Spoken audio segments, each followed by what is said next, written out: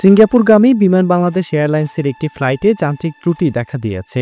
১৬১ জন আরোহী নিয়ে ফ্লাইটটি উড্ডয়নের পরপরই হযরত শাহজালাল আন্তর্জাতিক বিমানবন্দরে ফিরে এসেছে। বিমান বাংলাদেশ এয়ারলাইন্সের এক বিজ্ঞপ্তিতে জানায়, শুক্রবার ২৭ জুন সকাল ৮টা ৩৮ মিনিটে শাহজালাল বিমানবন্দর থেকে সিঙ্গাপুরের উদ্দেশ্যে যাত্রা শুরু করে ফ্লাইটটি। উড্ডয়নের পরপরই প্রায় ২৫০০ ফুট উচ্চতায় পৌঁছালে বিমানের ক্যাপ্টেন ইঞ্জিন সংক্রান্ত সমস্যার কথা জানিয়ে ঢাকায় ফিরে আসার সিদ্ধান্ত নেন। এতে বলা হয়, বিমানটি সকাল ৮টা ৫৯ মিনিটে সম্পূর্ণ নিরাপদে অবতরণ করে।